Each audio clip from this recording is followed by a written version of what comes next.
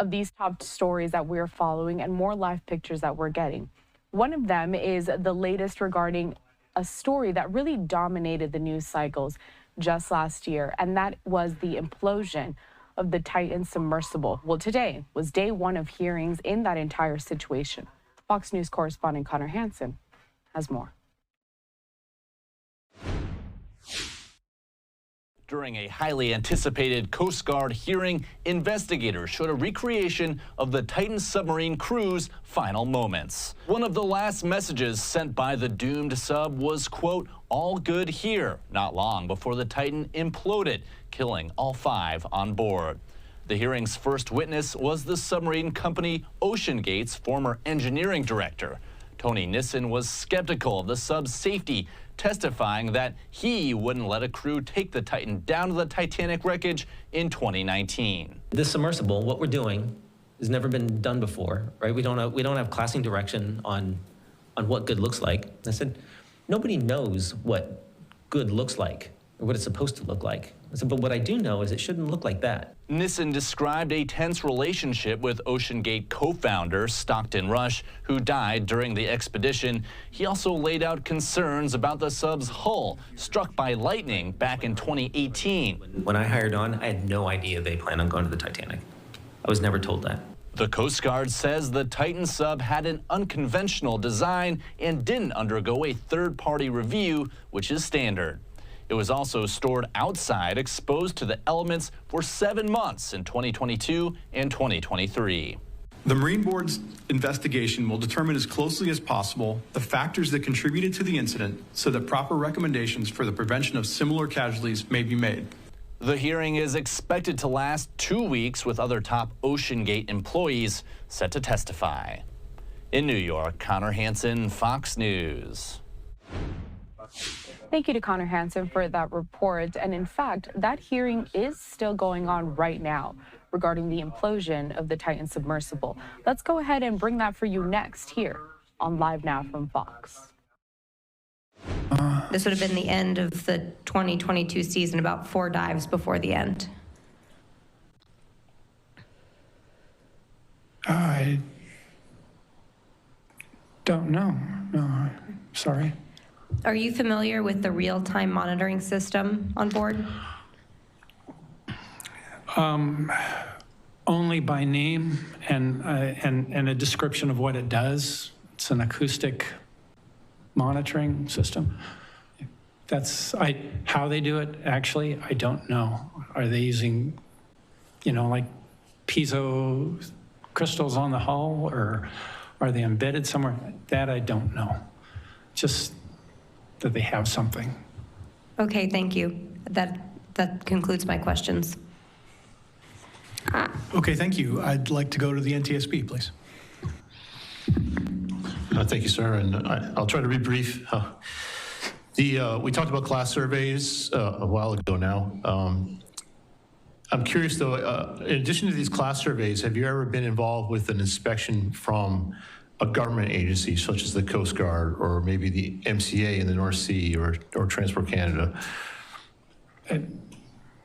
You mean working with them, or I don't quite understand. So anywhere you've worked in the world, has the host country required some sort of regulatory inspection in addition to the class? Yes. Okay. Yeah. Can you give me an example?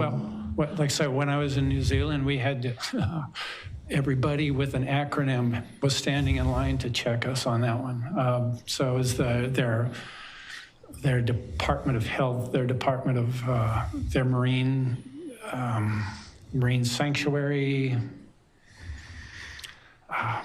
Shoot. There was just too many to remember, but to be honest with you.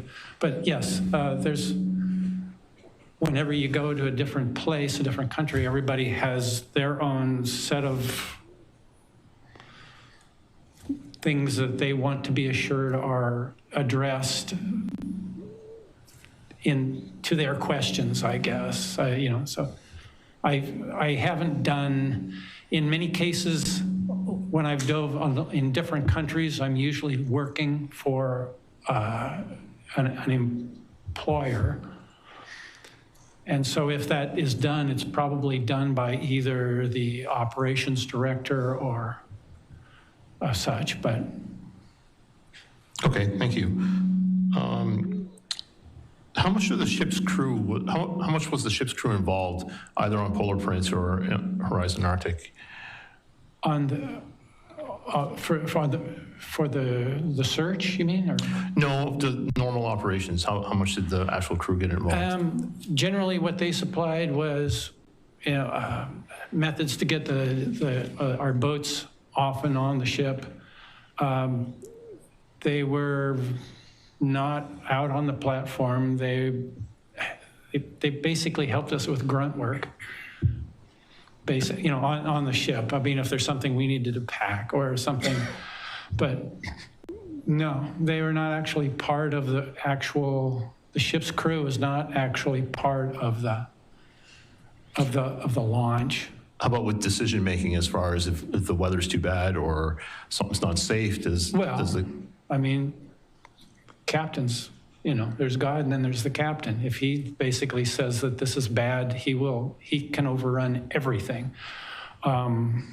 There's also the ops director for the operation itself, and they are in contact with the captain to come up with these decisions.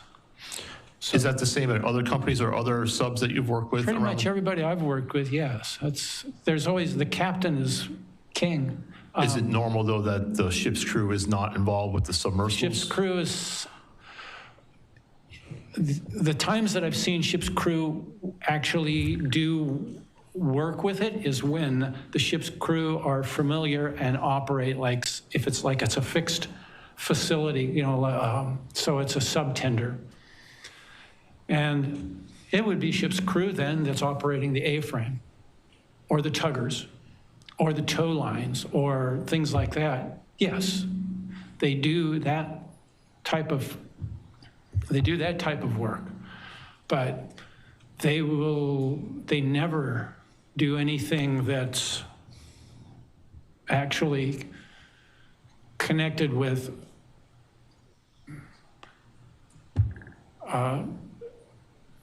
certifying that the sub is ready to dive or. Okay, thank you, sir. Thank you for your time. Sir, before we go to OceanGate, I just have a couple follow-up questions from your earlier testimony. You mentioned the dragging of the Titan during the Horizon Arctic operations, and I believe you said at some point you saw contact with either the Lars or the Titan's hull, and I wanted to clarify which one it was. I think you said you saw some hard contact, and could you clarify that? Wait, are we talking about when I was just talking about them landing on the LRT? Or? Actually, sir, this is when they were dragging the system back onto the deck of the Horizon Arctic. Well, all right. So the way that was is that the sub is already locked and on the LRT, and then they pulled the LRT up to this. This is on the Arctic horizon. Right? They had this large ramp, big steel ramp that went off the stern of the ship. It had rollers, things to make it theoretically come up the ramp very nice and kind. And there were a couple of times when they were pulling the Lars to the stern of the ship. You know that on the stern of a ship, that's the place that sees the most movement, the bow and the stern. So everything moves the most there. And so in this case, the ship was heaving a little bit, and that ramp would literally come up and out of the water. And so they're trying to time pulling the LRT up onto this ramp while possibly the ramp is actually clearing the water. So you might, you run the risk of running into it. So it was there. So what I'm saying is that, yes, absolutely. When they pull the LRT on there, did the ship come up and bring the ramp up underneath the LRT? Yes. Did they have a rough entry, possibly getting onto the ramp? Yes. So to clarify, sir, would the contact be with the LRT or the hull of the Titan? No, it was the LRT hitting the frame, hitting the frame, but the sub is sitting on the LRT. So I guess whatever shakes going on through there will translate vaguely to the sub as well. Understand. Do you remember any instances where there was damage to the hull of the, or even to the hull? Or I'm sorry, to the parts associated with the hull? Yes, well, there was at one point where the pad eyes that attach to the Lars. So for the towing, you got the hawser that goes out and it connects to the 2 points. And while that was being pulled up, I think they had it, where were they? It was just at the point where they had it, being recovered. It would have been the starboard forward pad eye. That starboard forward pad eye got ripped off the hull. It ripped the weld off. It pulled the whole pad eye off. This is sitting on the ship by now. It's but now, since it got pulled off, it's being pulled sideways. So then we had to re-rig it to pull it all the way into its sitting position. But it was not the nicest wasn't the best way of recovering, Yes, sir. Where was that pad eye connected? Pardon me? Where was that pad eye connected to? The pad eye was attached to, basically you had the front of the LRT. Right. It's on the outside forward. They had stiffening plates on the aluminum barge tanks. So there were stiffening plates there, and then a large pad eye that's welded on there that the hawser is connected to by a large shackle. Understand. Thank you, sir. We're listening here to day one of the hearings regarding the Titan submersible implosion that really dominated the headlines last year. We do want to step away for a quick commercial break. Day one of hearings regarding the Titan submersible implosion, that happened just last year. Let's head back to this event next. This today, or your safety diver, or you're operating the platform, or it was only those choice between those two, really. So.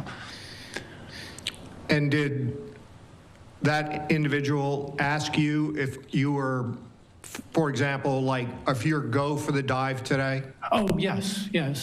They would make sure that everybody was,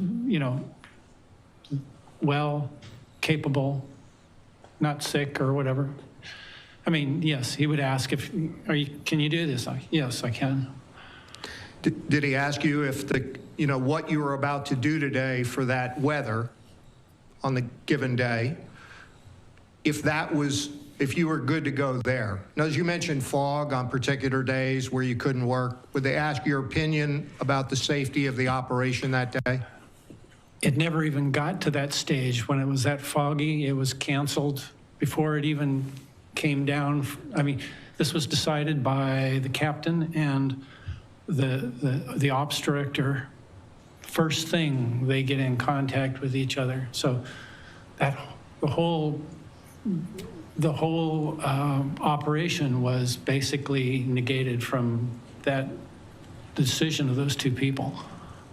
So for the final dive 88, was there a toolbox meeting or a risk assessment meeting prior to starting dive operations? It was the evening before, because everybody had to get out there at like 4 in the morning, and they weren't going to wake up all the other passengers and people. So we had a toolbox talk.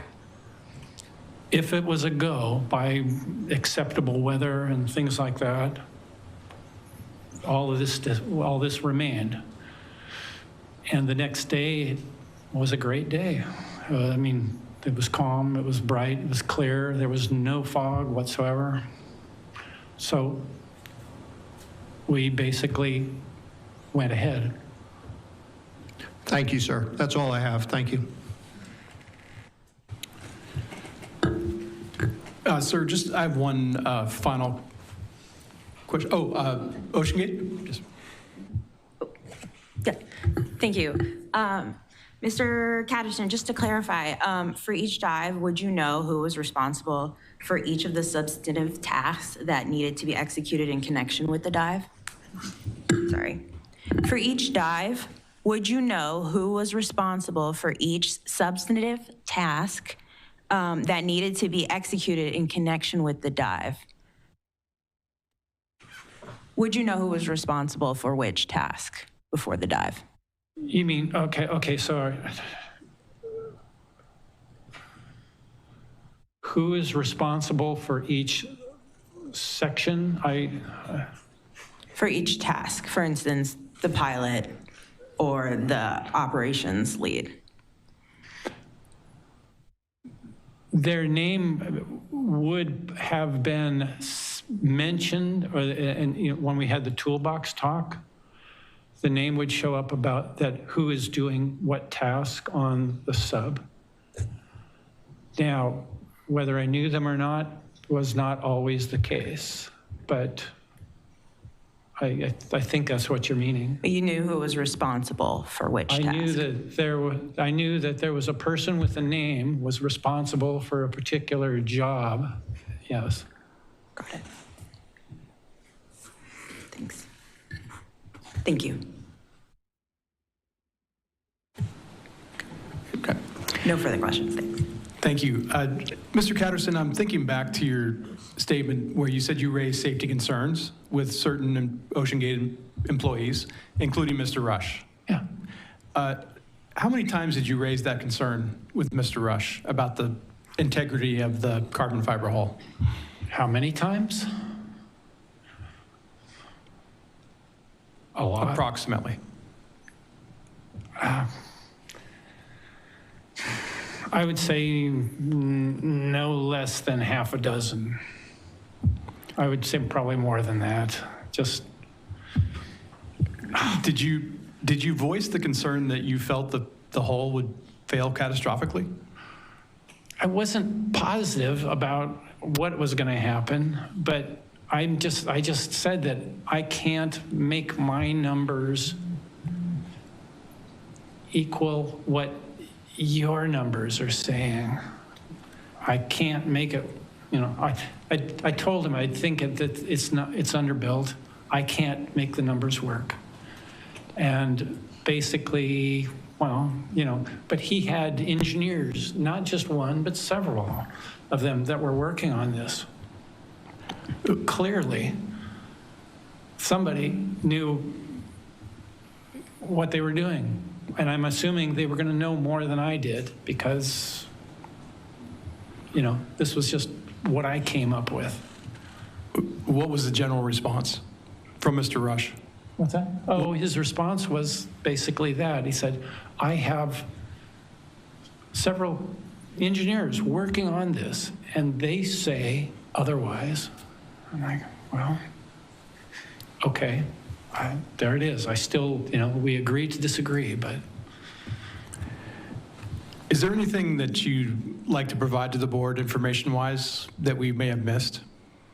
I'm not quite sure what. I'm just wondering if there's any information that you think would be beneficial to the investigation that we may not have covered today. Yeah.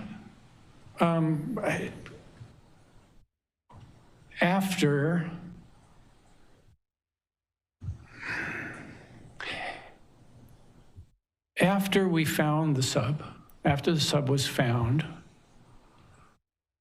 I went from doing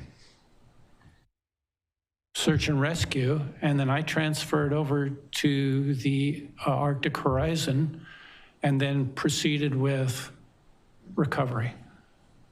So basically, by the request of the CEO of Pelagic Services, I jumped ship halfway through and caught the other one back that was going out with subsalve group, Phoenix, the Navy. We just happened to, phone call came at the right time, and they just happened to be passing. And so I went from the Polar Prince to that ship and went back out on site and stayed out there on the horizon while we were doing the recovery. I was there mostly to help them to decide, are these dangerous items here, such as the high pressure tank that was down there? What exactly should they be looking for? So things like that. So I was basically out there to kind of point out, get this, or, can we do this type of stuff on what to bring up.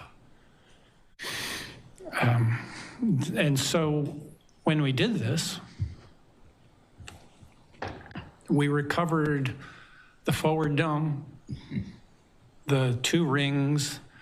The aft dome we weren't able to bring up, but at that particular time because they ran out of time. And we brought up the tail piece and some parts of the skids and various pieces and bits, which you've probably seen. Out of this, I think I saw it as it came up and went on the deck. Literally, I got I was literally positioning them on the deck at times to tie it down. And the things that I saw on that gave me reason to believe that I feel I know where the failure was. Seeing how the media had like a field day with misinformation and speculation and downright completely wrong approaches. I felt there was a big discredit going to the public because the media there were some bad players out there that were just passing around a lot of wrong information, I felt. And so what I found and what I feel is that the implosion happened instantaneously, that it was not the viewport that failed because there was no shards, there was no viewport, there's nothing. The viewport was blown out, it's out there somewhere still. And that the failure happened at the forward glue line at the ring. This is, you probably already, I know Tom already has a fair idea about, what I think about this, but if it hasn't been said, it is now. That this is how I think the failure happened, is why that glue line failed. Cyclic fatigue of the glue. Every time they go and do a dive, the hull would collapse in the center. Not a lot, nothing you would actually see with your eye, but it's still enough that the outside edge would cantilever out. It basically was, when it was squeezed down in the center, it was forced to try to rotate tortally. And I think the water got in through there, worked its way down until the final point when there was not enough glue line, there was not enough support by that titanium edge on the inside to maintain the pressure integrity. And it had to have happened equally all the way around that ring, because on the forward ring, on the very inside, that inside tab, go out and look at it, touch it, run your hand across it. It has been sheared off completely all the way around inward. The only way that would happen is if it all happened at once. If it happened partially at some place, it would have ripped and tore and then equalized in there, and this other piece, the other remaining piece of that material would stay intact. But that is not the case. It is on the aft end, but not on the forward end. That thing was sheared off smooth.